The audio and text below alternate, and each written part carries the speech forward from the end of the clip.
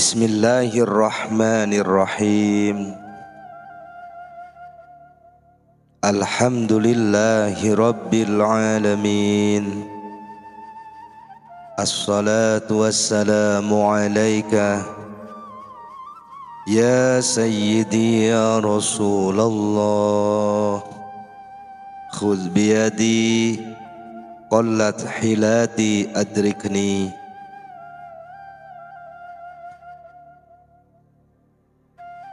Syekh Abdul Qadir Al-Jailani radhiyallahu an berkata, wahai hamba, di manakah engkau letakkan rasa penghambaan untuk al-haq? Bawalah kemari wajah penghambaanmu yang benar, dan genggamlah rasa kecukupan dalam segala urusanmu. Engkau adalah hamba yang lari dari Tuhanmu. Kembalilah kepadanya, pasrahkan jiwa ragamu untuk Dia, dan rendahkan dirimu di bawah perintahnya tanpa penawar. Dan terimalah ketentuannya dengan sabar. Apabila hal ini telah sempurna atas dirimu, sempurnalah penghambaanmu. Lalu datanglah kecukupan untukmu dari Dia. Firman Allah Azza wa Jalla, bukankah Allah lebih cukup daripada hambanya? Jika penghambaanmu sempurna, tentu engkau lebih mencintai Dia, dan cintamu kepadanya dalam hati lebih melekat. Begitu pula kejinakanmu dan kedekatanmu tanpa ada celah. Ketidakadaannya pencarianmu terhadap yang lain selain Dia mendatangkan kerelaannya terlimpah untukmu dalam segala situasi. Walaupun bumi menyempit atas dirimu, Dia tentu tetap melapangkannya. Jika pintu terkunci untukmu, engkau tidak marah kepada Dia, dan engkau tetap mendekati pintunya. Dan engkau pun tidak makan selain pemberiannya. Yang demikian ini sebagaimana terjadi atas diri Nabi Musa ketika masih bayi. Firman Allah Subhanahu wa ta'ala, A'udzu billahi minasy syaithanir rajim. Wa harramna 'alaihi al-maradi'a min qabl. Dan kami cegah Musa menyusu kepada perempuan-perempuan yang mau menyusukannya sebelum itu. Quran Surat Al-Qasas ayat 12. Tuhan kita Azza wa Jalla berkuasa menyaksikan segala apapun. Dia datang pada setiap sesuatu. Dia penjaga segala sesuatu. Jika Dia menjaga sesuatu, tiada daya bagimu untuk merebutnya. Tiada perintah yang dapat diingkari setelah diketahui. Janganlah kembali kepada Dia jika engkau masih mengharamkan segala kebaikan. Bersabarlah bersamanya dan jangan bersabar dari selain Dia. Bila engkau tahu bahwa orang penyabar itu mampu berbuat demikian, untuk apa akal ini? Firman Allah Subhanahu wa ta'ala, A'udzu billahi minasy syaithanir rajim. Ya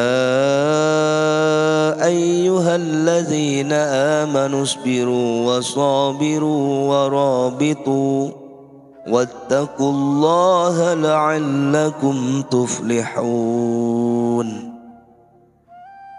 Wahai orang-orang beriman, bersabarlah dan kuatkanlah kesabaranmu, dan tetaplah bersiap siaga dan bertawakallah kepada Allah, supaya kamu beruntung. Quran Surat Ali Imran ayat 200. Tentang sabar, banyak ayat Al-Quran yang membicarakannya, dan semua itu menunjukkan kebaikan dan nikmat, mendapat sebaik-baik balasan, pemberian, kepuasan hati dunia akhirat. Oleh karena itu, hendaklah engkau menjaga hal itu. Engkau telah mendengar berita tentang dunia akhirat, maka hendaknya engkau mencari bekal di kubur. Tujulah orang-orang soleh dan berbuat baik karena ketentuanmu berdiri tegak.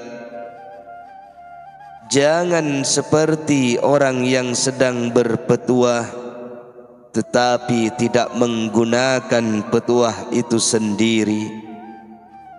Bila mendengar tidak mau melaksanakan, agamamu dapat lenyap oleh 4 perkara. Pertama, tidak mau beramal terhadap sesuatu yang engkau ketahui. Kedua, melakukan pekerjaan atas dasar sesuatu yang tidak engkau ketahui. Yang ketiga, tidak mau belajar terhadap sesuatu yang tidak engkau ketahui, bahkan engkau membiarkan dirimu kekal dalam kebodohan. Yang keempat, menghalangi orang untuk belajar sesuatu yang tidak ia ketahui. Wahai manusia, bila engkau datangi majelis zikir, ikutilah dengan melepaskan rasa duka cita, bukan dengan kebencian. Karena pemalinganmu dari petuah orang itu merupakan suatu kekeliruan yang menggoncangkan, meremehkan, menertawakan, dan mempermainkan. Hentikan tindakan ini. Jangan seperti musuh-musuh Allah, dan lakukan apa yang engkau dengar. Wahai sahaya, sungguh engkau telah dipandu dengan tradisi, dan Allah memandumu dengan mencari pembagian dan berhenti bersama Allah. Lupa atas kausalitas dan tawakal kepadanya.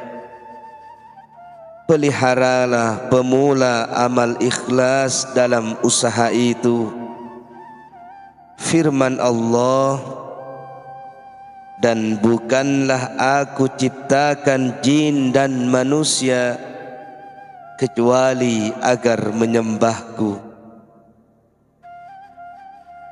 Bukankah engkau diciptakan untuk membuat kekacauan?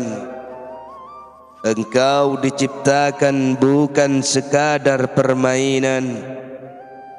Engkau diciptakan bukan sekadar untuk makan, minum, tidur, dan menikah. Ingatlah wahai pelupa, hatimu melangkah menuju Dia satu langkah dan cintanya melangkah menuju engkau beberapa langkah. Dia pemberi rezeki kepada siapa yang dikehendaki tanpa batas. Wahai hamba, engkau bersahabat dengan orang-orang bodoh itu sehingga kedunguan mereka berbalik kepadamu. Bila ingin berteman, rangkullah orang beriman yang yakin, alim, dan yang beramal dengan ilmunya. Alangkah bagus keadaan mukmin dalam segala perilaku mereka. Alangkah kuat keteguhan mereka, dan alangkah hebat penyitaan untuk hawa nafsu mereka. Oleh karena itu, Nabi Muhammad sallallahu alaihi wasallam bersabda, keriangan orang beriman terlukis di wajah dan sedihnya di hati. Inilah di antara keteguhan mereka yang ditentukan oleh raut mereka yang riang gembira, dan mereka menyembunyikan sedih di antara dirinya dan Allah. Cita-cita mereka kekal selamanya. Mereka banyak berpikir, banyak menangis, dan sedikit tertawa. Sabda Nabi sallallahu alaihi wasallam, tiada keriangan bagi mukmin selain berjumpa dengan Tuhan. Orang beriman menutupi sedihnya dengan riang gembira. Jiwa luar bergerak dan jiwa dalam bekerja, lalu diam bersama Tuhannya. Lahirnya untuk keluarga dan batinnya untuk Tuhan. Mereka tidak bersedia membuka rahasia untuk keluarga, tetangga, anaknya, dan tidak kepada satu orang pun. Dengarlah sabda Nabi sallallahu alaihi wasallam, perbantukanlah perbuatanmu terhadap urusanmu dengan tidak menampakkan atau merahasiakan. Wahai sahaya, jadikan aku cerminmu, jadikan aku cermin hati, cermin rahasia, dan cermin perbuatanmu. Dekatlah padaku, tentu engkau melihat dirimu sesuatu yang tidak engkau lihat ada padaku. Bila engkau butuh tentang urusan agama, hendaklah engkau bersama aku, karena aku tidak lebih cenderung padamu dalam urusan agama Allah. Bahkan aku tidak malu menekuni agama Allah. Sungguh engkau berada dalam asuhan tangan kasar tanpa membawa hasil, bahkan menjadi munafik. Tinggalkan dunia dalam rumahmu, dekatlah kemari, karena aku selalu dalam pemberhentian pintu akhirat. Bertetaplah di sampingku dan dengarlah kataku. Beramallah untuk dia sebelum mati mendatangimu dalam waktu dekat ini. Gunakan rotasi waktu itu untuk takut kepada Allah. Bila engkau tidak punya rasa takut, tiada kesentosaan bagimu di dunia dan akhirat. Takut kepada Allah menunjukkan pengetahuan yang dalam akan Allah. Dia berfirman, A'udzu billahi minasy syaithanir rajim. Innama yakhshallaha min ibadihil ulama. Hanyalah yang takut kepada Allah dari hamba-hambanya orang-orang berilmu.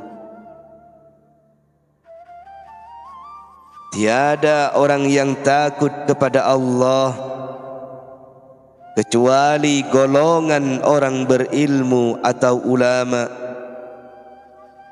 Mereka adalah golongan orang bila bekerja dengan ilmu, beramal dan memahami apa yang diamalkan.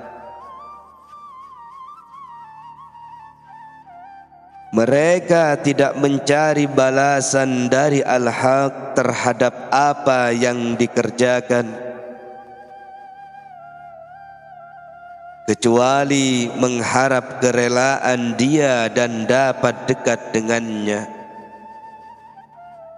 Mereka menghendaki mahabbah, ikhlas dan terbuka hijab yang menyelimutinya. Mereka berkehendak agar pintunya tidak ditutup di hadapannya dunia dan akhirat. Mereka tidak terlalu cinta hidup di dunia juga di akhirat dan yang lain selain dia. Dunia untuk manusia dan akhirat untuk manusia, sedang al-haq untuk orang yang beriman semata, bertakwa, arif, mencintainya, yakin dan khusyuk di hadapannya. Mereka adalah gambaran orang-orang yang sedih, remuk, redam karena dia. Mereka adalah eksponen manusia yang takut Allah dengan tersembunyi.